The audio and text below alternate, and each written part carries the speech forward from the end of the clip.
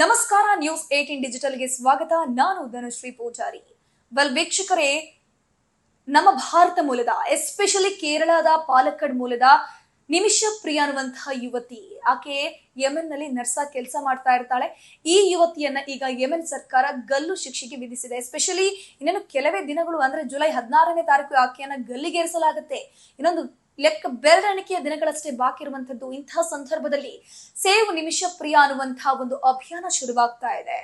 So ಆದಷ್ಟು ಕೇಂದ್ರ ಸರ್ಕಾರ ಮಧ್ಯವಹಿಸಕ್ಕೆ ವಹಿಸಬೇಕು, ಇಂಟರ್ಫಿಯರ್ ಆಗಿ ಈ ಒಂದು ಗಲ್ಲು ಶಿಕ್ಷೆಯಿಂದ ಆಕೆಯನ್ನ ಪಾರು ಮಾಡಬೇಕು. ಜೀವಾವಧಿ ಶಿಕ್ಷೆ ಆದ್ರೂ ಓಕೆ, ಅಟ್ಲೀಸ್ಟ್ ಗಲ್ಲು ಶಿಕ್ಷೆಯಿಂದ ಆಕೆಯನ್ನ ಪಾರು ಮಾಡಬೇಕು, ಆಕೆಯನ್ನ ರಕ್ಷಣೆ ಮಾಡುವಂತಹ ಕೆಲಸ ಮಾಡಬೇಕು ಅಂತ ಜನರು ಹೇಳ್ತಾ ಇದ್ದಾರೆ. ಒಂದಷ್ಟು ಅಭಿಯಾನಗಳು ಶುರುವಾಗ್ತಿದೆ, ಒಂದಷ್ಟು ಪ್ರತಿಭಟನೆಗಳು ಕೂಡ ಆಗ್ತಾ ಇದೆ.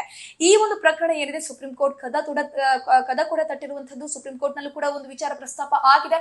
ಸುಪ್ರೀಂ ಕೋರ್ಟ್ ಏನ್ ಹೇಳ್ತಿದೆ ಅಂತಂದ್ರೆ, ಈ ಒಂದು ಗಲ್ಲು ಶಿಕ್ಷೆಯನ್ನ ತಡೆಯುವಂತಹ ಒಂದು ಅರ್ಜಿ ವಿಚಾರಣೆಗೆ ಆದಷ್ಟು ಬೇಗ ಒಂದು ಅರ್ಜಿ ವಿಚಾರಣೆ ಆಗ್ಲಿ ಕೇಂದ್ರದ ಸಪೋರ್ಟ್ ಅನ್ನ ಕೇಳ್ತಾ ಇದೆ ಒಂದ್ ಕಡೆ. ಸೊ ಹಾಗಾದ್ರೆ ಈ ನಿಮಿಷ ಪ್ರಿಯ ಅಂತದ್ ಏನ್ ದೊಡ್ಡ ತಪ್ಪು ಮಾಡಿದ್ದಾರೆ, ಏನ್ ಅಪರಾಧ ಈಕೆಯ ಮೇಲಿತ್ತು, ಗಲ್ಲು ಶಿಕ್ಷೆ ವಿಧಿಸುವಂತಹ ಅಪರಾಧ ಪ್ರಕರಣ ಏನಾಗಿತ್ತು ಅನ್ನುವಂಥ ವಿಚಾರನ ನಾನು ನಿಮ್ಗೆ ಇನ್ ಡೀಟೇಲ್ ಇನ್ಫಾರ್ಮೇಶನ್ ಕೊಡ್ತಾ ಹೋಗ್ತೀನಿ. ವಿಡಿಯೋ ಕಂಪ್ಲೀಟ್ ಆಗಿ ನೋಡಿ. ವಿಡಿಯೋ ಇಷ್ಟ ಆದಲ್ಲಿ ಲೈಕ್ ಮಾಡಿ, ಶೇರ್ ಮಾಡಿ, ಹಾಗೇನೆ ನ್ಯೂಸ್ 18 ತಪ್ಪದೆ ಸಬ್ಸ್ಕ್ರೈಬ್ ಮಾಡಿ ಅಂತ ಹೇಳ್ತಾ, ಯೂಶ್ವಲಿ ಕೇರಳ ಮೂಲದ ಪಾಲಕ್ಕಾಡ್ ನಲ್ಲಿ ನಿಮಿಷ ಪ್ರಿಯ ವಾಸಿಯಾಗಿದ್ರು. ಅಲ್ಲಿ ಹುಟ್ಟು ಜನನ ಎಲ್ಲ ಆಗಿರುತ್ತೆ. ಸೊ ಅದಾದ್ಮೇಲೆ ಆಕೆ 2008ರಲ್ಲಿ ಯೆಮೆನ್ಗೆ ಹೋಗ್ತಾರೆ. ಯೂಶ್ವಲಿ ನರ್ಸ್ ಆದಂತವರಿಗೆ ಈ ಅಬ್ರಾಡ್ ಗಳಲ್ಲಿ ವಿದೇಶಗಳಲ್ಲಿ ವ್ಯಾಲ್ಯೂ ಜಾಸ್ತಿ ಇರುತ್ತೆ ಎಸ್ಪೆಷಲಿ. ಸೊ ಯೂಶಲಿ ಕೇರಳದಲ್ಲಿ ನರ್ಸ್ ಕೋರ್ಸ್ ಮಾಡಿರುವಂತಹ ಜನಗಳ ಸಂಖ್ಯೆ ಜಾಸ್ತಿ. ಸೊ ಇವರಲ್ಲಿ ಏನ್ ಮಾಡ್ತಾರೆ, ಬೇರೆ ಬೇರೆ ಕಂಟ್ರಿಗಳಿಗೆ ಹೋಗಿ, ಬೇರೆ ಬೇರೆ ವಿದೇಶಗಳಿಗೆ ಹೋಗಿ ಏನ್ ಮಾಡ್ತಾರೆ, ಅಲ್ಲಿ ನರ್ಸ್ ಜಾಬ್ಗೆ ಸೇರ್ಕೊಳ್ತಾರೆ. ಅದೇ ರೀತಿ ನಿಮಿಷ ಪ್ರಿಯ ಕೂಡ ಅಷ್ಟೇ ಯೆಮೆನ್ಗೆ ಹೋಗಿ 2008ರಲ್ಲಿ ನರ್ಸ್ ಆಗಿ ಕೆಲಸವನ್ನ ಪ್ರಾರಂಭ ಮಾಡ್ತಾರೆ. ಸುಮಾರು ವರ್ಷಗಳ ಕಾಲ ನರ್ಸ್ ಆಗಿ ಎಕ್ಸ್ಪೀರಿಯನ್ಸ್ ಇರುತ್ತೆ. ಸೊ ಈಕೆ ನರ್ಸ್ ಕೆಲಸದಲ್ಲಿ ಇರುವಂತಹ ಸಂದರ್ಭದಲ್ಲಿ ಟಾಮಿ ಥಾಮಸ್ ಅನ್ನುವಂತಹ ವ್ಯಕ್ತಿ ಜೊತೆ ಈಕೆಯ ವಿವಾಹ ಆಗತ್ತೆ, ಎಂಗೇಜ್ ಆಗತ್ತಾರೆ ಇಬ್ರು ಕೂಡ. ಈ ಟಾಮಿ ಥಾಮಸ್ ಅನ್ನುವಂತಹ ವ್ಯಕ್ತಿ ಅಂದ್ರೆ ಈಕೆಯ ಗಂಡ. ಸೊ ಆತ ಕತಾರ್ ನಲ್ಲಿ ಡ್ರೈವರ್ ಆಗಿ ಕೆಲಸ ಮಾಡ್ತಾ ಇರ್ತಾರೆ. ಸೊ ಮನೇಲಿ ಹುಡುಗ ನೋಡ್ತಾರೆ, ಇಷ್ಟ ಆಗತ್ತೆ, ಮದುವೆ ಆಗತ್ತೆ. ಟಾಮಿ ಥಾಮಸ್ ಹೆಂಡತಿಗೋಸ್ಕರ ಯೆಮೆನ್ಗೆ ಶಿಫ್ಟ್ ಆಗ್ತಾರೆ. ಅಂದ್ರೆ ಕತಾರ್ ನಲ್ಲಿ ಕೆಲಸ ಮಾಡ್ತಿದ್ದಂತಹ ವ್ಯಕ್ತಿ ಯೆಮೆನ್ಗೆ ಹೆಂಡತಿಗೋಸ್ಕರ ಶಿಫ್ಟ್ ಆಗ್ತಾರೆ. ಯಾಕಂದ್ರೆ ಹೆಂಡತಿ ನರ್ಸ್ ಆಗಿರುವಂತದ್ದು ಯೆಮೆನ್ ನಲ್ಲಿ. ಸೊ ಇಲ್ಲಿಗೆ ಶಿಫ್ಟ್ ಆದಂತಹ ಸಂದರ್ಭದಲ್ಲಿ ಇವರಿಬ್ಬರಿಗೆ ಒಂದು ಹೆಣ್ಣು ಮಗು ಜನನ ಆಗತ್ತೆ. ಆ ಸಂದರ್ಭದಲ್ಲಿ ಯುದ್ಧಗಳಾಗ್ತಾ ಇರತ್ತೆ. ಹೌತಿ ಬಂಡುಕೋರರು ಇರಬಹುದು, ಹಾಗೇನೆ ಈ ದುಬೈ ರಾಷ್ಟ್ರ ಕತಾರ್ ಇರಬಹುದು, ಇಲ್ಲೆಲ್ಲ ವಾರ್ಗಳು ಜಾಸ್ತಿ ಆಗ್ತಾ ಇರತ್ತೆ. ಈ ಸಂದರ್ಭದಲ್ಲಿ ಏನಾಗುತ್ತೆ, ಫೈನಾನ್ಷಿಯಲಿ ಡಿಫಿಕಲ್ಟೀಸ್ ಎದುರಾಗುತ್ತೆ. ನಮ್ಗಿನ್ನು ಮಗು ಬೇರೆ ಇದೆ, ಅದ್ರ ಫ್ಯೂಚರ್ ನೋಡ್ಬೇಕು, ಫೈನಾನ್ಷಿಯಲಿ ನಮ್ಗೆ ಸ್ಟೇಬಲ್ ನಾವಿಲ್ಲ. ಸೊ ನಾನೇ ಯಾಕೆ ಕ್ಲಿನಿಕ್ ಅನ್ನು ಓಪನ್ ಮಾಡಬಾರ್ದು ಅನ್ನುವಂಥ ನಿಟ್ಟಿನಲ್ಲಿ ನಿಮಿಷ ಪ್ರಿಯ ಒಂದು ಪ್ಲಾನ್ ಅನ್ನ ಮಾಡ್ತಾರೆ. ಈ ಪ್ಲಾನ್ ನ ರೂಪಕ್ಕೆ ತರಬೇಕು ಅಂತಂದ್ರೆ ದುಡ್ಡು ಬೇಕು, ಅದ್ರ ಜೊತೆಗೆ ಅಲ್ಲಿನ ಒಂದು ಲೋಕಲ್ ಏಡ್ಸ್ ಗಳ ಸಪೋರ್ಟ್ ಬೇಕು, ಯಾರಾದ್ರೂ ಒಬ್ಬ ವ್ಯಕ್ತಿಯವರು ಸಪೋರ್ಟ್ ಇರ್ಬೇಕಲ್ವಾ ಅನ್ನೋ ವಿಚಾರವನ್ನ ಇಟ್ಕೊಂಡು ಸೊ ನನ್ನ ಪ್ಲಾನ್ ಅನ್ನ ಮಾಡುವಂತಹ ಸಂದರ್ಭದಲ್ಲಿ ದುಡ್ಡು ನಾನು ತಗೊಂಡ್ ಬರ್ತೀನಿ, ಸ್ವಲ್ಪ ಅಡ್ಜಸ್ಟ್ ಮಾಡ್ತೀನಿ ಅಂತ ಹೇಳ್ಕೊಂಡು ಟಾಮಿ ಥಾಮಸ್ ಏನಿದಾನೆ ಮಗಳನ್ನ ಕರ್ಕೊಂಡು ಕೇರಳಕ್ಕೆ ಬರ್ತಾನೆ. ಆ ಸಂದರ್ಭದಲ್ಲಿ ಅಂದ್ರೆ 2012-13ನೇ ಸಂದರ್ಭದಲ್ಲಿ ಆಗುವಂತಹ ಒಂದು ವಿಚಾರ ಇದು. ಸೊ ಆತ ಕೇರಳಕ್ಕೆ ಬರುವಂತಹ ಸಂದರ್ಭದಲ್ಲಿ ಈಕೆ ಏನ್ ಪ್ಲಾನ್ ಮಾಡ್ತಾಳೆ, ಒಂದು ಲೋಕಲೈಟ್ ನ ಸಪೋರ್ಟ್ ಬೇಕು, ಈ ಒಂದು ಯೆಮೆನ್ ನ ಪ್ರಜೆಗಳ ಯಾರಾದ್ರೂ ಸಪೋರ್ಟ್ ಇದ್ದಂತಹ ಸಂದರ್ಭದಲ್ಲಿ ನಮ್ಗೆ ಒಂದು ಸಪೋರ್ಟ್ ಇರುತ್ತೆ ಅನ್ನುವಂಥ ವಿಚಾರವನ್ನು ಮುಂದಿಟ್ಕೊಂಡು ಆಗ ಆಕೆಗೆ ಪರಿಚಯ ಆಗಿರುವಂತದ್ದು ತಲಾಲ್ ಅಬ್ದೋ ಮಹಿದಿ. ಈ ಒಬ್ಬ ವ್ಯಕ್ತಿಯ ಪರಿಚಯದಿಂದಲೇ ಆಕೆ ಈಗ ಗಲ್ಲು ಶಿಕ್ಷೆಗೆ ಗುರಿಯಾಗಿರುವಂತದ್ದು.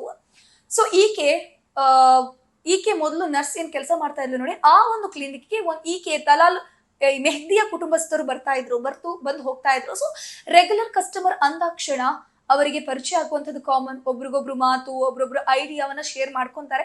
ಸೊ ಆವಾಗ ಈ ಮೆಹದಿಯ ಕುಟುಂಬ ಈಕೆ ನಿಮಿಷ ಪ್ರಿಯ ಕೆಲಸ ಮಾಡ್ತಿರುವಂತಹ ಕ್ಲಿನಿಕ್ಗೆ ಬರ್ತಾ ಇದ್ದಂತಹ ಸಂದರ್ಭದಲ್ಲಿ ಆಕೆ ಈ ಒಂದು ವಿಚಾರವನ್ನ ಪ್ರಸ್ತಾಪ ಮಾಡ್ತಾಳೆ. ನಾನು ಸ್ವಂತ ಕ್ಲಿನಿಕ್ ಮಾಡ್ಬೇಕು ಅಂತ ಇದ್ದೀನಿ, ಬಟ್ ನಂಗೆ ಇಲ್ಲಿ ಯಾರು ಪರಿಚಯನೂ ಇಲ್ಲ, ಒಂದು ಲೋಕಲ್ ಏಡ್ಸ್ ಗೊತ್ತಿಲ್ಲ, ಸೊ ಕಷ್ಟ ಆಗ್ತಾ ಇದೆ ಅನ್ನುವಂತಹ ವಿಚಾರನ ಹೇಳ್ದಂತಹ ಸಂದರ್ಭದಲ್ಲಿ ಆಕೆಗೆ ಕುಟುಂಬಸ್ಥರು ತಲಾಲ್ ಮೆಹದಿಯನ್ನ ಪರಿಚಯ ಮಾಡಿಕೊಡ್ತಾರೆ. ಈ ತಲಾಲ್ ಅಬ್ದೋ ಮಹಿದಿ ಏನಿದ್ದಾನೆ, ಈತ ಒಂದು ಕ್ಲೋತಿಂಗ್ ಶಾಪ್ ಅನ್ನ ಇಟ್ಕೊಂಡಿರ್ತಾನೆ, ಜವಳಿಯನ್ನ ಇಟ್ಕೊಂಡಿರ್ತಾನೆ, ಮಳಿಗೆಯನ್ನ. ಸೊ ಈತ ಫೈನಾನ್ಷಿಯಲಿ ಅಷ್ಟೊಂದು ಸ್ಟೇಬಲ್ ಆಗಿಲ್ಲ. ಬಟ್ ಈ ಒಂದು ಮಾತುಕತೆ ಆಗತ್ತಲ್ಲ ಇವರಿಬ್ರು ಮಧ್ಯೆ, ನಿಮಿಷ ಪ್ರಿಯ ಮತ್ತೆ ಮಹಿದಿ ಮಧ್ಯ ಮಾತುಕತೆ ಆಗತ್ತೆ. ಈ ಒಂದು ವಿಚಾರವನ್ನ ಆಕೆ ಪ್ರಸ್ತಾಪ ಮಾಡ್ತಾಳೆ. ಈ ರೀತಿ ಒಂದು ಕ್ಲಿನಿಕ್ ಓಪನ್ ಮಾಡಬೇಕು ಅನ್ನುವಂತಹ ಪ್ಲಾನ್ ಅನ್ನ ಮಾಡ್ಕೊಂಡಿದ್ದೀನಿ ಅಂತ ಹೇಳುವಂತಹ ಸಂದರ್ಭದಲ್ಲಿ ಆತ ಓಕೆ ಅಂತ ಹೇಳ್ತಾನೆ, ಫೈನಾನ್ಷಿಯಲಿ ಸಪೋರ್ಟ್ ಮಾಡ್ತೀನಿ, ಬಟ್ ನಂದೊಂದು ಡಿಮ್ಯಾಂಡ್ ಇದೆ, ನನ್ನ ಕೇರಳ ಕರ್ಕೊಂಡು ಹೋಗು, ಊರು ಸುತ್ತಾಡ್ಸು ಅಂತ ಹೇಳ್ತಾನೆ. ಸೊ ಏನ್ ಮಾಡ್ತಾಳೆ ಈಕೆ, ಮಗಳದು ಬ್ಯಾಪ್ಟಿಸಮ್ ಕಾರ್ಯಕ್ರಮಕ್ಕೆ ಈ ಒಂದು ಮೆಹದಿನ ಯೆಮೆನ್ ಇಂದ ಕರ್ಕೊಂಡ್ ಬರ್ತಾಳೆ, ಊರು ಸುತ್ತಿಸ್ತಾಳೆ, ಎಲ್ಲ ಆಗತ್ತೆ. ಅದಾದ್ಮೇಲೆ ಮತ್ತೆ ಇವರು ವಾಪಸ್ ಯೆಮೆನ್ಗೆ ಹೋಗ್ತಾರೆ, ಗಂಡ ಮಾತ್ರ ಊರಲ್ಲಿ ಇರ್ತಾನೆ. ಸೊ ಆ ಸಂದರ್ಭದಲ್ಲಿ ಏನ್ ಮಾಡ್ತಾನೆ ಈತ ಆಕೆಯ ಮದುವೆ ಫೋಟೋವನ್ನೆಲ್ಲ ಕ್ಲಿಕ್ ಮಾಡ್ಕೊಂಡು ತಗೊಂಡು ಹೋಗಿರ್ತಾನೆ. ಯೆಮೆನ್ಗೆ. ಸೊ ಈಕೆ ಮನೆಯಲ್ಲೆಲ್ಲ ಕೇರಳಕ್ಕೆ ಬಂದಾಗ ಯೂಶುವಲಿ ಫೋಟೋಸ್ ಎಲ್ಲ ನೋಡ್ತಾರಲ್ವ ಆ ಸಂದರ್ಭದಲ್ಲಿ. ಸೊ ಅದು ಒಂದ್ ಕಡೆ ಇರ್ಲಿ. ಸೊ ಸ್ಟೋರಿ ಮುಂದುವರಿಯುತ್ತೆ. ಏನಪ್ಪಾ ಅಂತಂದ್ರೆ ಯೆಮೆನ್ಗೆ ಹೋದಾದ್ಮೇಲೆ ಈಕೆ ಕ್ಲಿನಿಕ್ ಓಪನ್ ಮಾಡಕ್ಕೆ 2015ರಲ್ಲಿ ಫೈನಲಿ ಎಲ್ಲ ಫೈನಲೈಸ್ ಆಗುತ್ತೆ. ಬಟ್ ಅಷ್ಟೊಂದು ಈ ಮೆಹದಿ ಜೊತೆ ಹೆಲ್ಪ್ ಅನ್ನ ತಗೊಂಡಿರಲ್ಲ. ಬದಲಾಗಿ ಆಕೆಯ ಹಳೆ ಕೊಲೀಗ್ಸ್ ಏನಿದ್ದಾರೆ ಅವರು ಫೈನಾನ್ಷಿಯಲಿ ಹೆಲ್ಪ್ ಅನ್ನ ಮಾಡಿರ್ತಾರೆ. ಕ್ಲಿನಿಕ್ ಓಪನ್ ಆಗುತ್ತೆ. ಕ್ಲಿನಿಕ್ ಓಪನ್ ಆದ್ಮೇಲೆ ಈತ ಇಲ್ಲಿ ಬೆನಿಫಿಟ್ ಪಡ್ಕೊಳ್ಳೋಕೆ ಶುರು ಮಾಡ್ತಾನೆ. ನಾನು ಇಲ್ಲಿ ಇನ್ವಾಲ್ವ್ ಆಗಿದ್ದೆ, ನಾನ್ ನಿನಗೆ ಸಪೋರ್ಟ್ ಮಾಡಿದೀನಿ, ನಾನಿನ ಪಾರ್ಟ್ನರ್ ಅಂತ ನೀನಾಗೆ ಹೇಳಿದ್ಯಾ, ಸೊ ನನಗೆ ದುಡ್ಡು ಕೊಡ್ಬೇಕು, ಶೇರ್ ಮಾಡ್ಬೇಕು ಅಂತೆಲ್ಲ ಹೇಳ್ತಾನೆ. ಸೊ ಈಗ ಪ್ರಿಯಾ ಏನ್ ಮಾಡ್ತಾಳೆ, ನಿಮಿಷ ಪ್ರಿಯಾ ಟೆನ್ಷನ್ ಗೀಡಾಗ್ತಾಳೆ. ಆದ್ರೂ ಕೂಡ ಸುಮ್ಮನಾಗ್ತಾಳೆ. ಈತ ಎಷ್ಟು ಟಾರ್ಚರ್ ಕೊಟ್ಟರು ಕೂಡ ಅನುಭವಿಸ್ಕೊಂಡು ಸುಮ್ಮನೆ ಇರ್ತಾಳೆ.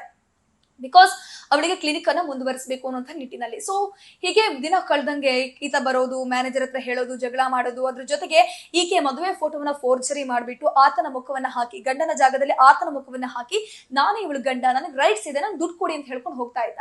ಸೊ ಈ ವಿಚಾರವನ್ನ ಮುಂದಿಟ್ಕೊಂಡು ಈ ಪಾಸ್ಪೋರ್ಟ್ ಎಲ್ಲ ಕಸಿದ್ಕೊಂಡು ಪಾಸ್ಪೋರ್ಟ್ ಅನ್ನ ಅವನೇ ಇಟ್ಕೊಂಡು ಟಾರ್ಚರ್ ಎಲ್ಲ ಕೊಡೋಕೆ ಶುರು ಮಾಡ್ದ. ಈತನ ಫ್ರೆಂಡ್ಸ್ನೆಲ್ಲ ಆಕೆ ಮನೆ ಕರ್ಕೊಂಡು ಹೋಗಿ ಕಾಪರೇಟ್ ಮಾಡ್ಕೊ, ಇವ್ರ ಜೊತೆ ಮಲ್ಕೊ ಅಂತೆಲ್ಲ ಫೋರ್ಸ್ ಮಾಡಿದ್ದಂತೆ. ಸೊ ಹೀಗಾಗಿ ಮೆಹದಿ ಮೇಲೆ ಈಕೆ ಏನ್ ಮಾಡ್ತಾಳೆ, ನಿಮಿಷ ಪ್ರಿಯಾ ಯೆಮೆನ್ ಪೊಲೀಸ್ ಸ್ಟೇಷನ್ಗೆ ಕಂಪ್ಲೇಂಟ್ ಅನ್ನ ಕೊಡ್ತಾಳೆ. ಕಂಪ್ಲೇಂಟ್ ಆಗತ್ತೆ. ಈತ ಜೈಲಿಗೆ ಈಗಾಗಲೇ ಹೋಗಿ ಬರ್ತಾನೆ ಇದ್ದ ಆಲ್ರೆಡಿ. ಬಿಕಾಸ್ ಆತ ಡ್ರಗ್ ಅಡಿಕ್ಟ್ ಕ್ಯಾಂಡಿಡೇಟ್ ಆಗಿದ್ದ. ಕೆಲವೊಂದು ಕಳ್ಳತನ ವಿಚಾರಗಳಲ್ಲಿ, ಡ್ರಗ್ಸ್ ವಿಚಾರಗಳಲ್ಲಿ, ಡ್ರಿಂಕ್ ಅಂಡ್ ಡ್ರೈವ್ ಗಳ ವಿಚಾರಗಳಲ್ಲಿ ಆತ ಪೊಲೀಸ್ ಸ್ಟೇಷನ್ಗೆ ಹೋಗಿ ಅರೆಸ್ಟ್ ಆಗಿ ಒಂದಷ್ಟು ತಿಂಗಳು ಜೈಲಲ್ಲಿ ವಾಸ ಮಾಡ್ಕೊಂಡು ಬಂದ ವ್ಯಕ್ತಿ ಆತ. ಸೊ ಇದೇನ್ ಸ್ಪೆಷಲ್ ಅಲ್ಲ ಅಂತ ಜೈಲಿಗೆ ಹೋಗ್ತಾನೆ, ಮತ್ತೆ ವಾಪಸ್ ಬರ್ತಾನೆ, ಮತ್ತೆ ಟಾರ್ಚರ್ ಕೊಡೋಕೆ ಶುರು ಮಾಡ್ತಾನೆ. ಬಟ್ ಬದಲಾಗಿ ಪಾಸ್ಪೋರ್ಟ್ ಮಾತ್ರ ಅವನ ಕೈಯಲ್ಲಿ ಇರುತ್ತೆ. ಸೊ ಆಕೆಯ ಗೆಳತಿ ಏನ್ ಮಾಡ್ತಾಳೆ, ಒಂದು ಸಜೆಷನ್ ಅನ್ನು ಕೊಡ್ತಾಳೆ, ಆತನಿಗೆ ಸ್ಲೀಪಿಂಗ್ ಇಂಜೆಕ್ಷನ್ ಕೊಟ್ಬಿಡು. ಸೊ ಆತ ಮಲ್ಕೊಂಡಿರುವಂತಹ ಸಂದರ್ಭದಲ್ಲಿ ಪಾಸ್ಪೋರ್ಟ್ ಹುಡುಕಿ ನಿನ್ನ ಪಾಸ್ಪೋರ್ಟ್ ಅನ್ನ ನೀನು ತಗೊಂಡು ನೀನು ಊರಿಗೆ ಹೋಗ್ಬಿಡ್ಬಹುದು ಅಂತ ಫ್ರೆಂಡ್ಸ್ ಒಂದು ಸಲಹೆಯನ್ನ ಕೊಟ್ಟಿರ್ತಾರೆ. ಸೊ ಇವಳು ಏನ್ ಮಾಡ್ತಾಳೆ, ಆತ ಮಲ್ಕೊಂಡಿರುವಂತಹ ಸಂದರ್ಭದಲ್ಲಿ ಫಸ್ಟ್ ಗೆ ಒಂದು ಇಂಜೆಕ್ಷನ್ ಕೊಡ್ತಾಳೆ. ಬಟ್ ಆತ ಆಲ್ರೆಡಿ ಡ್ರಗ್ ಅಡಿಕ್ಟ್ ಆಗಿರೋದ್ರಿಂದ ಅದೇನು ಅಷ್ಟು ಎಫೆಕ್ಟ್ ಆಗಿರಲ್ಲ, ಮತ್ತೆ ಎಚ್ಚರಿಕೆ ಆಗುತ್ತಾನೆ. ಸೊ ಹಿಂಗೆ 2 ಬಾರಿ ಟ್ರೈ ಮಾಡಿದ್ರು ಕೂಡ 2 ಬಾರಿನೂ ಕೂಡ ಸಕ್ಸಸ್ ಆಗಲ್ಲ. 3ನೇ ಬಾರಿಗೆ ಆಕೆ ಏನ್ ಮಾಡ್ತಾಳೆ, ಡೋಸ್ ಅನ್ನ ಜಾಸ್ತಿ ಮಾಡ್ತಾಳೆ. ಡೋಸ್ ಜಾಸ್ತಿ ಆದಂತಹ ಸಂದರ್ಭದಲ್ಲಿ ಆತ ಎದ್ ನಿಂತು ಕಿರ್ಚಾಡ್ಕೊಂಡು ನೆಲಕ್ಕೆ ಬಿದ್ದು ಸಾವನ್ನಪ್ತಾನೆ. ಸೊ ಇಂಜೆಕ್ಷನ್ ಡೋಸ್ ಜಾಸ್ತಿಯಾಗಿ ಆತ ಸಾವನ್ನಪ್ತಾನೆ. ಆಕೆಯ ಗೆಳತಿ ಹನ ಅನ್ನೋ ಒಬ್ಬ ಯುವತಿಗೆ ಕಾಲ್ ಮಾಡ್ತಾಳೆ ಈಕೆ ನಿಮಿಷ ಪ್ರಿಯಾ. ಕಾಲ್ ಮಾಡ್ಬಿಟ್ಟು ನನ್ ಈ ತರ ಡೋಸ್ ಜಾಸ್ತಿ ಮಾಡ್ಬಿಟ್ಟೆ, ಈತ ಸತ್ತು ಹೋದ ಅಂತ ಹೇಳಿ ಹೆದರ್ಕೊಂತಾಳೆ. ಅದ್ರ ಜೊತೆಗೆ ಈಕೆಯೂ ಕೂಡ ಸ್ಲೀಪಿಂಗ್ ಡೋಸ್ ಇರುವಂತಹ ಇಂಜೆಕ್ಷನ್ ಅನ್ನ ತಗೊಂತಾಳೆ. ಸೊ ಗೆಳತಿ ಆ ಮನೆಗೆ ಬರ್ತಾಳೆ, ಆತ ಸತ್ತಿರೋದನ್ನ ನೋಡ್ತಾಳೆ. ದೇಹವನ್ನ ಪೀಸ್ ಮಾಡಿ ನೀರಿನ ಡ್ರಮ್ ಒಳಗಡೆ ಹಾಕ್ಬಿಡ್ತಾಳೆ, ನೀರಿನ ಟ್ಯಾಂಕ್ ಒಳಗಡೆ ಹಾಕ್ಬಿಡ್ತಾಳೆ. ಸೊ ಫೈನಲಿ ಈ ಒಂದು ಪ್ರಕರಣ ಸುತ್ತುವರೆದಿರುವಂತದ್ದು ಈ ಕೊಲೆಯಲ್ಲಿ. ಸೊ ಈಗಾಗಲೇ ರಕ್ತಕ್ಕೆ ಪರಿಹಾರ ಅನ್ನುವಂಥ ಒಂದು ವಿಚಾರ ಅವರ ಒಂದು ಕಾನೂನಲ್ಲಿದೆ. ಸೊ ನೀವು ಆ ಕುಟುಂಬಕ್ಕೆ ರಕ್ತದ ಹಣವನ್ನ ಕೊಟ್ರೆ, ಇಷ್ಟೊಂದು $1 ಮಿಲಿಯನ್ ಅನ್ನೋದನ್ನ ಕೊಟ್ರೆ, ಅವರು ನಿಮ್ಮನ್ನ ಕ್ಷಮಿಸಿದ್ರೆ ಈ ಒಂದು ಪ್ರಕರಣವನ್ನ ಹಿಂಪಡಿಬಹುದು, ಗಲ್ಲು ಶಿಕ್ಷೆಯಿಂದ ಆಕೆಯನ್ನ ಹೊರಗೆ ತರಬಹುದು ಅನ್ನುವಂಥ ವಿಚಾರ ಕೂಡ ಇಲ್ಲಿದೆ. ಈಗ ಆಲ್ರೆಡಿ ನಿಮಿಷ ಪ್ರಿಯಾ ಅವರ ಕುಟುಂಬಸ್ಥರು ಈ ಕೊಲೆ ಆಗಿರುವಂತಹ ಮೆಹದಿ ಕುಟುಂಬಸ್ಥರನ್ನ ಕಾಂಟ್ಯಾಕ್ಟ್ ಮಾಡಿದ್ದಾರೆ. ಆದಷ್ಟು ಬೇಗ ಪ್ರಕರಣವನ್ನ ಹಿಂತೆಗಿರಿ, ಬೇಡ ನಿಮ್ಗೆ ಎಷ್ಟು ದುಡ್ಡು ಬೇಕೋ ಅಷ್ಟು ದುಡ್ಡನ್ನು ಕೊಡೋಕ್ ನಾನು ಯತ್ನ ಮಾಡ್ತೀನಿ. ಯಾಕಂದ್ರೆ ಆಲ್ರೆಡಿ ನಿಮಿಷ ಪ್ರಿಯಾ ತಂದೆ ಇಲ್ಲ, ತಾಯಿ ಬಹಳ ಬಡ ಕುಟುಂಬದವರು, ದುಡ್ಡಿಲ್ಲ. ಸೊ ದುಡಿಯುವ ನಿಟ್ಟಿನಲ್ಲಿ ಆಕೆ ಇಲ್ಲಿಗೆ ಬಂದಿರುವಂತದ್ದು, ಯೆಮೆನ್ಗೆ ಬಂದಿರುವಂತದ್ದು. ಸೊ ಫೈನಾನ್ಷಿಯಲಿ ಕೂಡ ಸ್ಟೇಬಲ್ ಇಲ್ಲ, ಆದ್ರೂ ತುಂಬಾ ಜನರು ಕೂಡ ಹೆಲ್ಪ್ ಮಾಡ್ತಾ ಇದ್ದಾರೆ. ಹೇಗಾದ್ರೂ ನಿಮಿಷ ಪ್ರಿಯವನ್ನ ಹೊರಗಡೆ ಕರ್ಕೊಂಡ್ ಬರ್ಬೇಕು ಅನ್ನೋಂಥ ನಿಟ್ಟಿನಲ್ಲಿ ಸದ್ಯಕ್ಕೆ ಈ ಎಲ್ಲ ಪ್ರಕರಣ ನಿಂತಿರುವಂತದ್ದು ನಮ್ಮ ಕೇಂದ್ರ ಸರ್ಕಾರದ ಮೇಲೆ, ಇನ್ನೊಂದು ಮೊಹಿದಿ ಕುಟುಂಬಸ್ಥರ ಮೇಲೆ. ಮೊಹಿದಿ ಕುಟುಂಬಸ್ಥರು ಏನಾದ್ರೂ ಮನಸ್ಸನ್ನ ಮಾಡಿದ್ರೆ ಹೇಗಾದ್ರೂ ಈಕೆಯನ್ನ ಹೊರತರುವಂತಹ ಕೆಲಸ ಆಗುತ್ತೆ. ಇನ್ನೊಂದು ಕೇಂದ್ರ ಸರ್ಕಾರ ಏನಾದ್ರೂ ಮಧ್ಯವಯಸ್ಸಕ್ಕೆ ವಹಿಸ್ಕೊಂಡು ಮುಂದೆ ಏನಾದ್ರೂ ಹೋಯ್ತು ಅಂತಂದ್ರೆ ಅಲ್ಲಿ ಅಟ್ಲೀಸ್ಟ್ ಶಿಕ್ಷೆಯ ಪ್ರಮಾಣ ತಗ್ಗಿಸಬಹುದು. ಅಂದ್ರೆ ಗಲ್ಲು ಶಿಕ್ಷೆ ಇರುವಂತದ್ದು ಜೀವಾವಧಿ ಶಿಕ್ಷೆ ಆದ್ರೂ ಮಾಡಬಹುದು, ಪ್ರಾಣವನ್ನ ಉಳಿಸುವಂತಹ ಕೆಲಸ ಮಾತ್ರ ಕೇಂದ್ರ ಸರ್ಕಾರ ಮಾಡಬಹುದು. ನಾನು ಕೆಲವೇ ದಿನಗಳು ಬಾಕಿ ಉಳಿದಿದೆ, ನೋಡ್ಬೇಕು ಗಲ್ಲಿಗೆ ಏರಿಸ್ತಾರ ಅಥವಾ ಕೇಂದ್ರ ಸರ್ಕಾರ ನಿಮಿಷ ಪ್ರಿಯನ ರಕ್ಷಣೆ ಮಾಡ್ತಾರಾ ಏನು, ಅಥವಾ ಈ ಮೊಹಿದಿ ಕುಟುಂಬಸ್ಥರ ಪ್ರಕರಣವನ್ನ ಹಿಂತೆಗಿತಾರ ಏನು ಅಂತ.